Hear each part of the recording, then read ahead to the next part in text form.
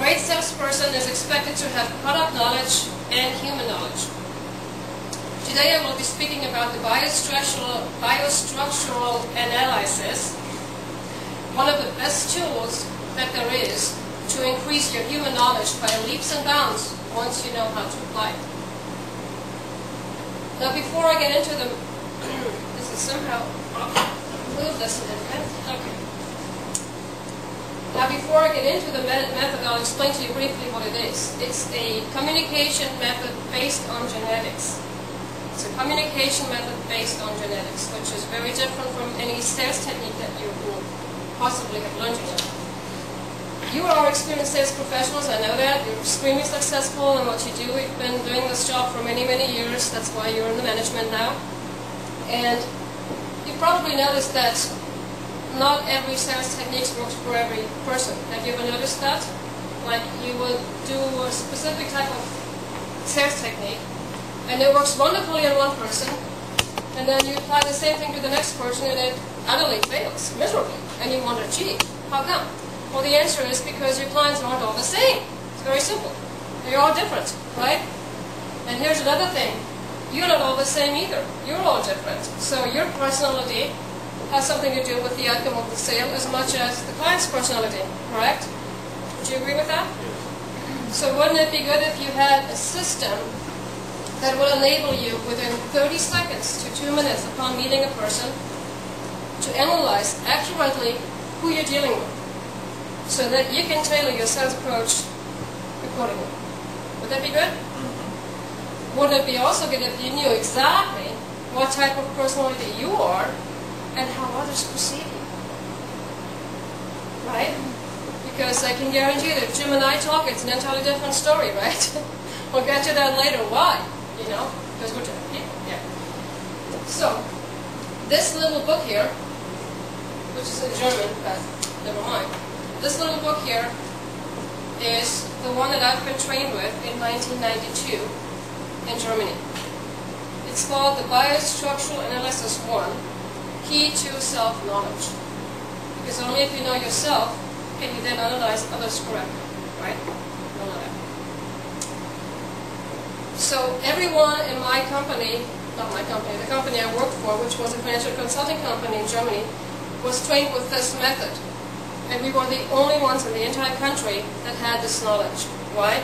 Because the author of this book, Rolf Schirm, went to school with the two owners of this company, and he agreed to not publish this book for 15 years in exchange for $2 million. Okay? So there were 2,000 people, I was one of them, that had this exquisite knowledge back then. As of recently, about 2002, it was open to the public, and now everyone's using it. So it's now no longer a secret. But it was one for a long time, and trust me, I made tons of money in Germany. Mainly because I knew this, so I'm going to share this with you today, so that you can benefit from it as well.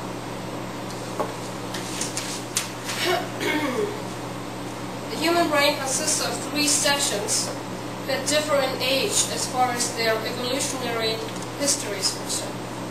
Right? That's actually not a theory, that's a fact. This green part here is the so-called brainstem. The brainstem is responsible for instinctive reactions. Okay? The red portion is the limbic system, responsible for reactions of either fight or flight, the brain of survival. Okay? Impulsive behavior. The blue one is the latest brain, the newest one if you will. That's the neocortex.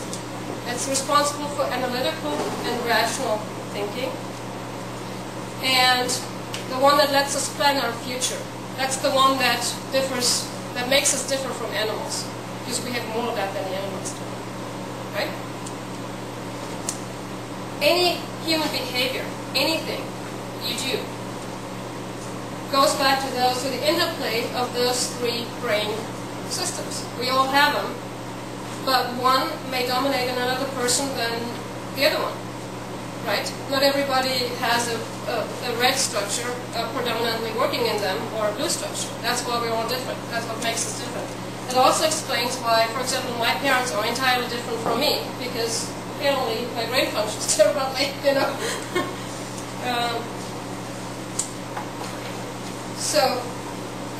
course, this is a whole, science, if you will, and I can't convey it all in the few minutes that I have, but I'm going to share the basic characteristics of each color so that you may maybe recognize yourself in one of them or two of them, and then you can probably very quickly analyze yourself and know, okay, my structure is this and this. If you don't know it, I can answer that question after the meeting for you because I don't follow these structures.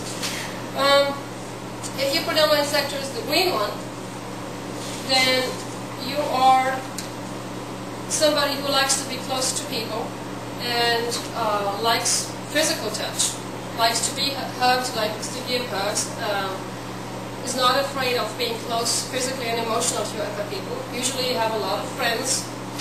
Usually when you go to a party, you connect with others easily. You meet people anywhere you go. Starbucks, doesn't matter. You always meet people constantly, no matter if you want to or not. It just happens that way. People are attracted to you. You usually have a very strong intuition, and you always follow your intuition.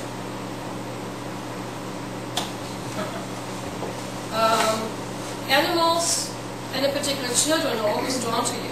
Those are the people with the big heart, right? That people say, oh, he's just a nice guy. Oh, she's just so nice. I don't know why, but she's just so nice. Those type of people. You all know those people.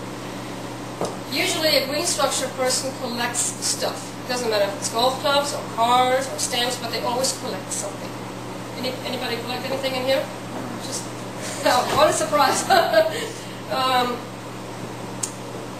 Green structure people have a very hard time letting go of the past.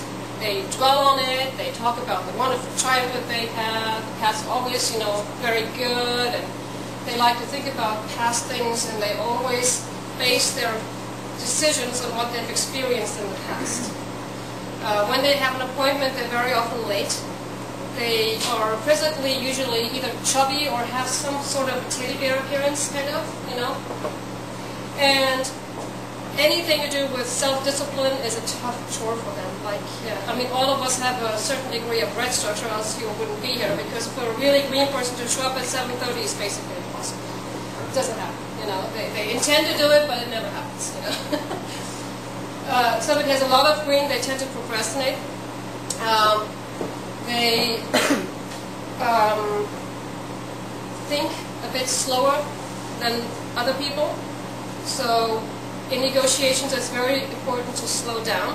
When I know I have a green structure client, I need to really slow down because they think and usually also speak slower, and they need absolutely time to digest things. The only time a green structured person is ever going to do a deal with you is if they consider you your friend. They think you're on their side in some way.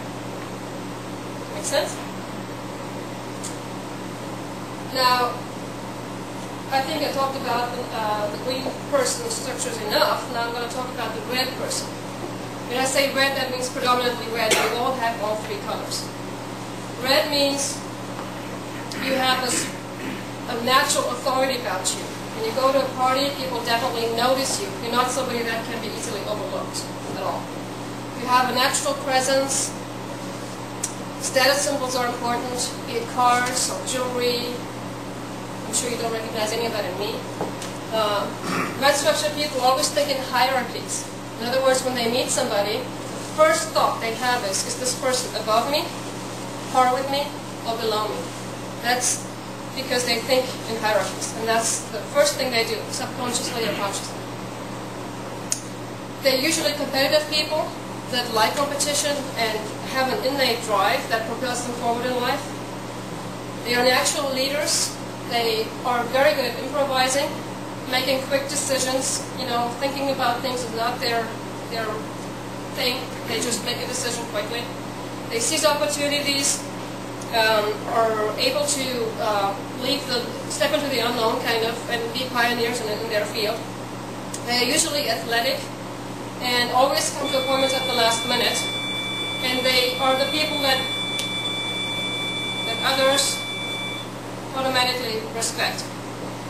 Now the loose structured people, or the last ones I want to talk about, they are the ones that are difficult to warm up to. When they go to a party, nobody remembers if they were there or not, because nobody really noticed them. They are easily overlooked. They have deep feelings and thoughts, but they don't usually let other people know that. They don't like other people to see what they are feeling or thinking. They are not much into physical touch at all. So if you're a green structure salesperson and you're dealing with a blue structure client, you have to really hold back and don't pat them on the shoulder all the time because it's going to scare them witless. You know, they don't like that. They're like, why is this guy touching me all the time? I don't like this. You know. So it's very important to know who you are and again who the client is. Oh. The basic idea here is that with this system you will be able to increase your sales power tremendously. And as of 2 years ago, it has been taught also in the United States. The headquarters are in Philadelphia. If you want to learn more about this system, you can go to structogram.us or structogram.com. The life is much more colorful if you see it in red, green, and blue.